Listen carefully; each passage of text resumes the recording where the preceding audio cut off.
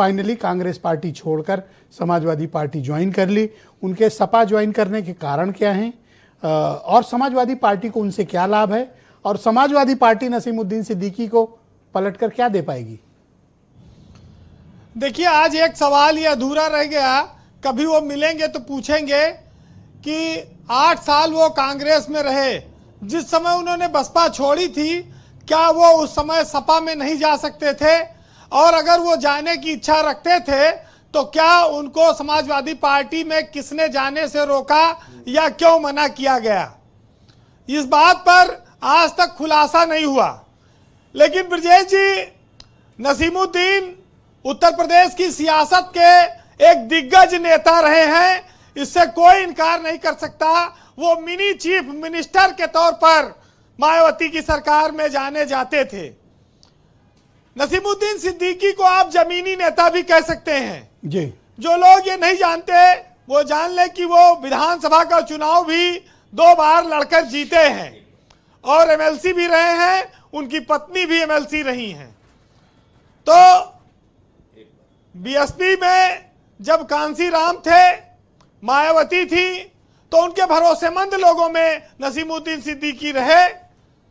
आजम खां से आज उनकी तुलना नहीं हो सकती। आजम खां एक ओरिएटर हैं, बहुत बड़े वक्ता हैं, लाखों की भीड़ को सम्मोहित कर सकते हैं। नसीमुद्दीन वो लाखों की भीड़ कैसे इकट्ठा हो उसका हिसाब किताब दे सकते हैं। वो भाषण से समा तो नहीं बांधेंगे, लेकिन भीड़ कैसे आए, संगठन कैसे चले, बूथ से लेकर जिले तक के कागज पर उसको कैसे उतारना है, वो एक अच्छे संगठनकर्ता के तौर पर पहचान रखते हैं। मुस्लिम बहुत बड़ी संख्या में समाजवादी पार्टी के साथ है। ऐसे में नसीमुद्दीन के आने से कितना बढ़ेगा वोट, ये लोग कह रहे हैं। लेकिन नसीमुद्दीन सिद्दीकी को जो काम दिया जाएगा, वो पश्चिमी उत्तर प्रदेश हो, वो बुंदेलखंड हो या पूर्वांचल हो, वो किसी इलाके से अनजान नहीं है और न किसी समाज के जातीय आंकड़े से अनजान है।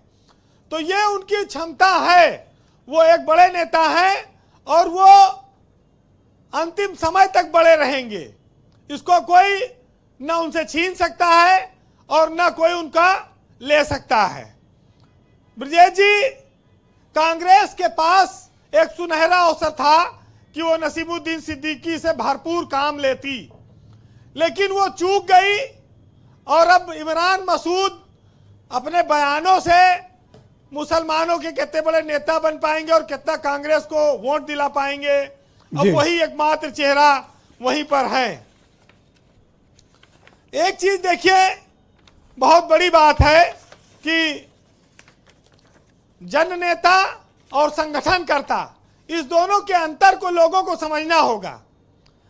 अशरफ साहब ने भी कहा कि उन्होंने मुसलमानों का भला नहीं किया। बहुत सारे मुसलमानों को उन्होंने टिकट दिलाए, राज्य मंत्री का दर्जा पाए। करीब 1 दर्जन ऐसे लोग हैं जिनको मैं खुद जानता हूं, चाहे वो आज समाजवादी पार्टी में है या बीजेपी में है या कांग्रेस में है जी। तो ऐसा नहीं है कि मायावती के खिलाफ जो उन्होंने टेप जारी किया था, अगर शोषण के खिलाफ आवाज उठाना गलत है, अगर किसी को बेनकाब करना गलत है, तो आप इसे एहसान फरामोश, गद्दार, वसूलों के खिलाफ वाला व्यक्ति साबित कर सकते हैं। लेकिन आप चाहते हैं कि लगातार शोषण सहा जाए और बोला ना जाए, विरोध ना किया जाए, बेनकाब ना किया जाए जी। तो ऐसी सियासत में घुट के मरने से अच्छा है कि ऐसी सियासत को छोड़ दिया जाए। ब्रजेश जी, नसीमुद्दीन सिद्दीकी समाजवादी पार्टी के लिए बहुत फायदेमंद साबित होंगे। जो काम कांग्रेस में नहीं कर पाए, खुद सिद्दीकी साहब भी नहीं कर पाते, ढंग से करेंगे और ये समाजवादी पार्टी ने काउंटर करना पड़ेगा। अरे मकसूद साहब कह रहे हैं कि इतना डिफेंस तो वो खुद का अपना नहीं कर पाते। इतना अच्छा डिफेंस तो वो खुद नहीं कर पाते अपना, मकसूद साहब कह रहे हैं। देखिए, मैंने उनको पिछले 20 सालों से जाना है जी। चलिए। और वसूलों की सियासत में लोग कहते हैं नेताओं में बची नहीं है, लेकिन नसीमुद्दीन सिद्दीकी वचनबद्ध नेता हैं। वचन देके समय देके पलटने वाले नेता नहीं हैं। अब आप इसको चाहे जो मानिए जी चाहे वीरेंद्र जो जी, कहिए, कंक्लूड करें प्लीज जी। लेकिन वो एक मुस्लिमों का बड़ा चेहरा है और आज मकसूद भाई को डिस्टर्ब कर दिया। अब मौका दीजिएगा जवाब देने मैं का। देंगे, आप देखिए सबर सबकी करो सर। अपनी अपनी राय है। फराज किदवई तो वैसे ही बेहोशी में है। देखिए जिसने जो देखा उसने वो बोला, जो अनुभव किया है।